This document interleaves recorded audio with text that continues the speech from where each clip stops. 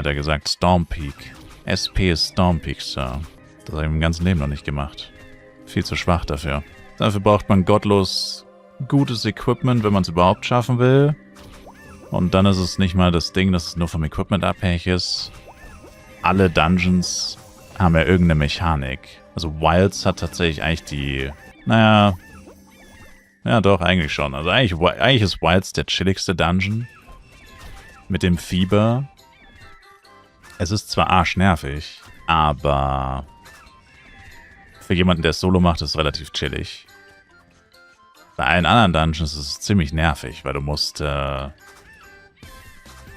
immer dieses Live-Link, also alle anderen Dungeons haben eigentlich Live-Link oder die meisten haben irgendwas Live-Link-mäßiges. Das heißt, der scheiß Boss beschwört dann irgendeinen Scheißdreck und dann musst du die Viecher immer im Auge behalten, dass die alle Low-Life sind, darfst aus Versehen nichts killen und so. Dann viele haben auch noch saudi ätzenden Fähigkeiten, also Stuns oder so. Oder halt einfach arsch viel Damage, wo wenn du jetzt Full Damage bist, also beim Boss würdest du ja in der Regel dann, also den ganzen Dungeon würdest du weg-AOEen.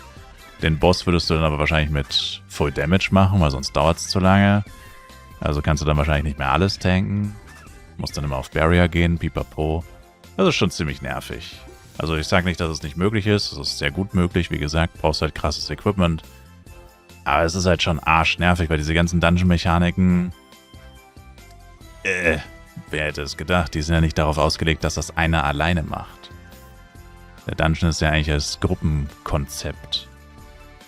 Also es ist ein Gruppendungeon und das Konzept davon ist, dass du es als Gruppe machst.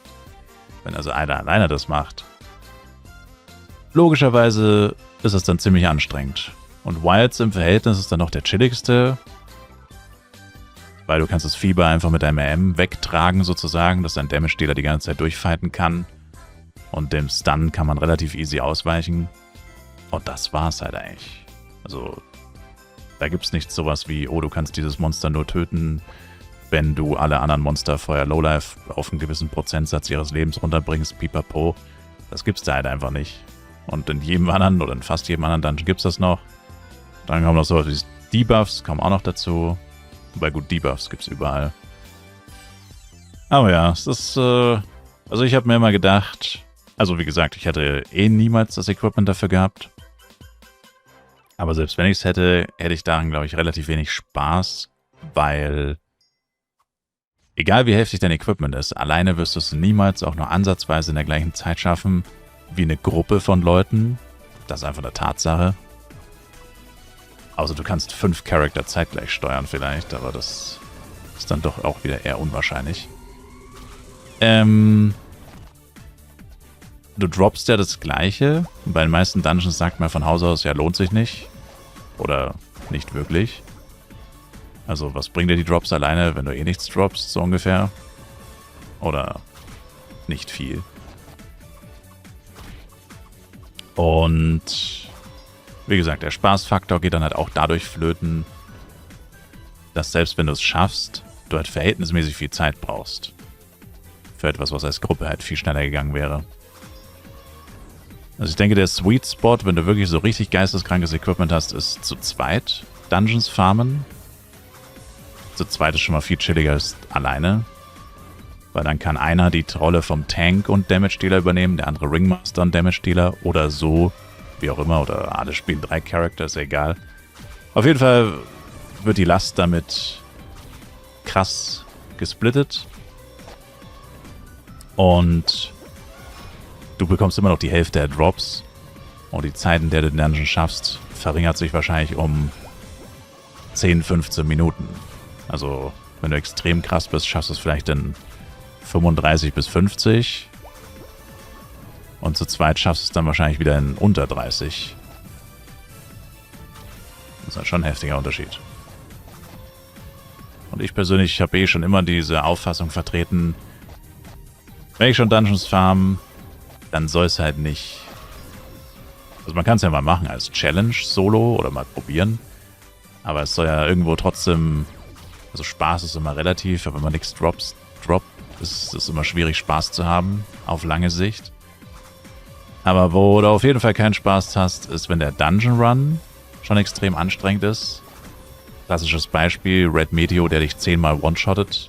Vor allem am Anfang, wenn du dann auch mit Low-Level-Equipment reingehst und so. Macht das wirklich Spaß? Ja, eigentlich nicht. Selbst wenn er dann was droppt und du bist dann eine halbe Stunde drin und bist 30 Mal gestorben und musstest 5 Mal wieder in den Dungeon laufen oder so. Naja, wie hoch ist dann der Spaßfaktor? Ehrlich gesagt nicht so hoch. Und wenn du es schnell schaffst, clean, ist der Spaßfaktor grundsätzlich, oder auf jeden Fall der Frustrationsfaktor, der ist auf jeden Fall schon mal wesentlich niedriger. Und wenn du dann zusätzlich noch was droppst, dann hat es auf jeden Fall Spaß gemacht. Und da man halt doch relativ selten was droppt, egal in welchem Dungeon, also auf jeden Fall nicht in jedem Run, bevorzuge ich persönlich ja dann doch lieber cleanere, schnelle Runs. Dass man dadurch auf jeden Fall nicht zusätzlich noch frustriert wird, weil die Frustration kommt ja meistens durch die fehlenden Drops. Wenn der Run an sich schon frustrierend ist, die Runs, der Dungeon, was auch immer es ist, und du dann zusätzlich nichts droppst, kannst dir vorstellen, wie viel Spaß das dann macht. So gut wie keinen. Das ist so meine persönliche Meinung. Deswegen würde ich das höchstens mal als Challenge probieren. Schafft man Dungeon XY solo. Aber wirklich farmen würde ich es wahrscheinlich nicht.